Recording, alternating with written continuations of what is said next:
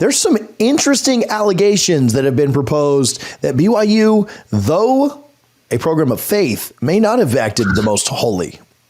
Yeah, TJ, it's very interesting you put it that way. And it's the case right now that a lot of Utah fans are screaming, and that is that BYU is colluding somehow or tampering with the program and the Utes to bring in their players. Now, this comes from now multiple Utah players entering the transfer portal, committing to BYU out of the transfer portal. A couple guys who had dropped commitments to Utah to go to BYU who are coming off of mission as well. And the loud screams from Ute fans are very clear, and that is, this is some sort of tampering. This is not right. Or BYU has acted out of its culture and out of the NCAA bylaws. And what is crazy to me is it kind of starts from Kalani Sitake, the head coach of BYU, going up to a couple of players after the Utah game, shaking their hands, giving them a hug. Carson Ryan, I believe, was one of them. Keanu Tunavasa was another big defensive lineman coming from Utah to BYU. And you go back to the Holy War, the first two players who he gives a big hug to are those two guys. And now Utah fans think it's very interesting or very odd that they would be sought out by the head coach in the middle of the season, and now they commit to go over to BYU and not play for Utah anymore. And then a Rivals analyst comes on to Locked On Utes, actually, which is a very reputable podcast and very good Utah podcast. And this wasn't the thought of the host, but the thought of his guest, saying that Utah, BYU are in a total skirmish because the Cougars are promising NIL money to recruits that they cannot deliver on. They're not giving that money. That was a direct quote, that the numbers weren't there and they were flubbed by the Cougars in this recruiting battle. And so now when you have not just fans saying, oh, how fishy is it that the head coach is shaking hands with these two specific players and then they both commit to BYU, but also analysts, Rivals analysts, saying that BYU is doing something not fishy but completely illegal by promising NIL money, not delivering on that NIL money. And even the players themselves, their families have come out and said, this is not the case. It's kind of tough to understand. Are we dealing with a petty rivalry? Are we dealing with people who are just saying stuff because they're bitter, or actual recruiting violations from the standpoint of BYU? Because the allegations are that BYU is breaking NCAA bylaw. And if that's the case, then this is a very serious accusation coming from, again, not just fans, but also analysts. Yeah, it is interesting to me, and it is fun to me that the Holy War didn't just have to last 60 minutes. We will probably get 12 months of it, which is certainly great for us. And one of the better rivalries in sports, maybe one of the best in the conference. TJ, you've got kids. You know, it's like they're in the back seat and they're screaming. And you're like, why are you screaming? There's nothing to be screaming about. We're in January. Everything's okay. We're not playing a football game against each other for a very long time. Can you just not scream for a second? But oh my gosh, when we talk about underrated rivalries in college football, this has got to be one of those. Is there a Zapruder film of the BYU like the coaching staff seeing the players on the, like, have they broken that down on Twitter and everywhere else? Stallions is right there, right? He's in the front row. Stallions has the camera out and he's filming him. I guess it's a foreign concept to some people that a head coach would go to players that he recruited when they were in high school. It's so interesting when you look at offer lists for all of these players coming out of high school. BYU and Utah are both there. Both institutions are, while BYU is very innately tied to the Church of Jesus Christ of Latter-day Saints, and that's their entire brand. They're the flagship university. Utah is as well. A large majority of their student body, a good portion of the football players are going on mission, and they are tied to that faith. So typically, you'll see a player have both those offers. It's not rare for Kalani Sitake or Kyle Whittingham to hug or shake the hands of a player they recruited for 2, 3, 4 years, built a relationship with when they were in high school. I just don't. To me, that's where I really get confused here. How are we nitpicking? This guy shook a player's hand post-game. I played junior high football. We shook the hands of the opposing team post-game. We weren't colluding. There was no, our junior high head coach wasn't trying to get the best 7th grader in the county to come over and play for us. We were just saying good game, on guys that we would go to the movies with that very next week or played travel baseball with.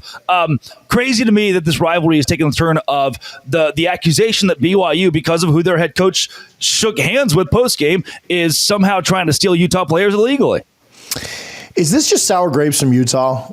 All the calls to go independent, the calls to leave. It feels like since the moment, I will back up, it feels like since the moment they got in the Big 12, I am not a Utah fan or hater. So as an outsider, it feels like from the moment they got in the Big 12, they thought they were too good for it.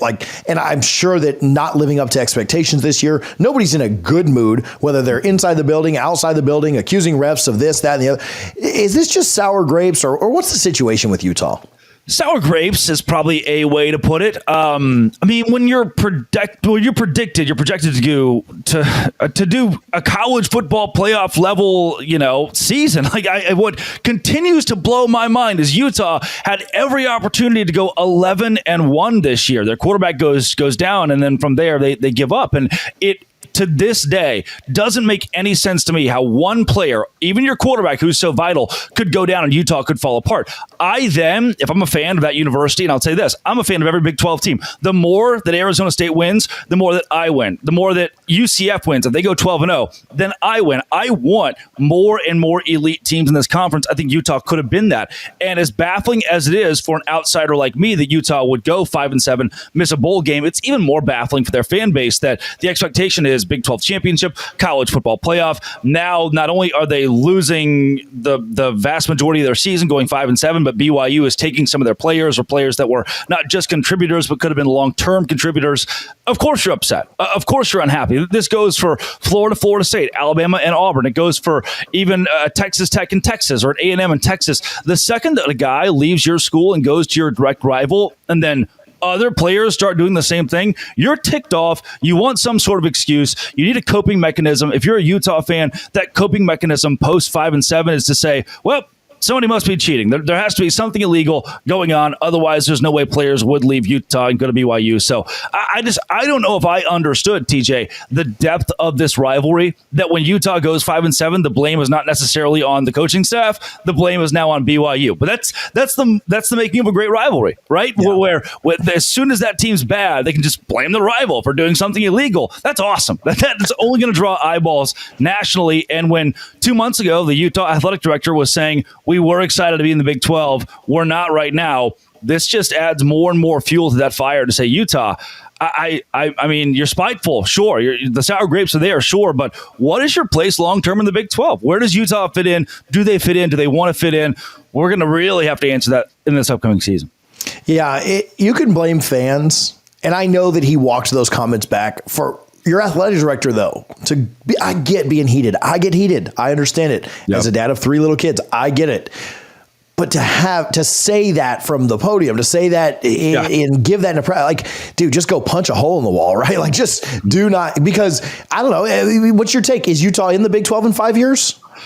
Oh boy, you have another 8 minutes. What? There are the rumors. There are the Utah burner accounts to say that Utah should go independent and just pull a Notre Dame route.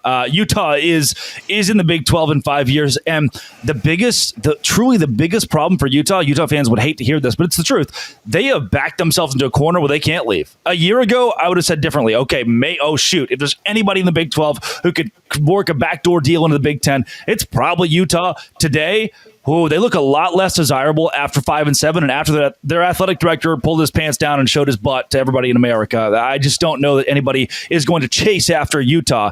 They're definitely in the Big 12 in 5 years because they've started to cut short the avenues out. Drake, where can people follow you? Where can they get more of your content? At LO Big 12 or at Drake C. Toll on Twitter and wherever you find your podcast with Locked On Big 12. Thanks, buddy. Oh, yeah.